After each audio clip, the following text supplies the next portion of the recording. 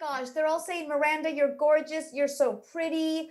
Thank you. There's a few Skye mains here, which is amazing. Hi, friends. Yeah, Oh it's my super God. cool. Like, I love voiceovers.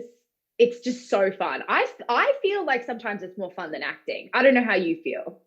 It's liberating in a weird way that film and TV isn't. Somebody's Yeah, because asking it's if so you're from pure. Scotland. Let's let them know where you are from.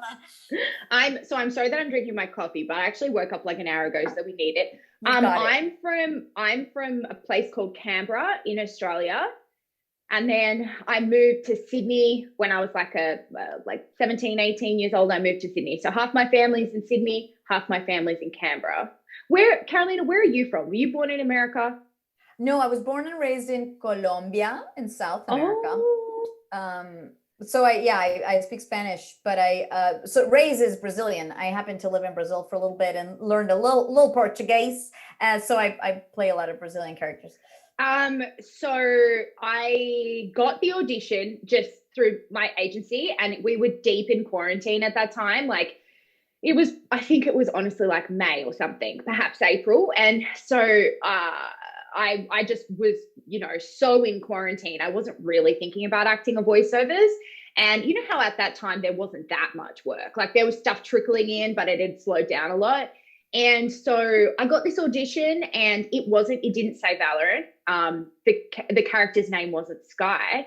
Actually, her name was Emily, which is, I thought, crazy. I listened to the audition last night, and I was like, what was her name? So it definitely wasn't Skye. So I got this audition, I recorded it, didn't think too much of it. I knew it was for a video game. I didn't know which one. Recorded the audition, and then 6 weeks later, they just sent me an email saying that I booked it. And that was it. And I was like, I was so stoked that I'd booked something. I was just like, this year has been really hard for everyone. So I was just like, oh my goodness, good news. And me and my manager were excited. And and then I didn't even, I don't think, know the name of the game until the day that I got there. And then they told me. Did you have that experience? Yeah, they had a code name for it. Yeah. Yes, yeah.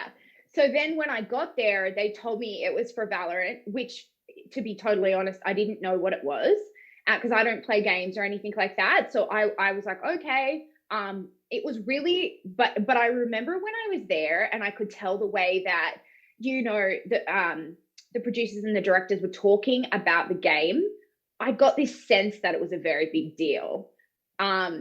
But I didn't think that would mean anyone would care about me doing the voice, if that makes sense. I was like, the game's a really big deal, but no one's gonna like care about me. And Zach actually said, people will probably be interested to hear about your life or your story, or be interested in you and follow you and stuff. And I really didn't think that would be true. I was like, I don't really see why they would care.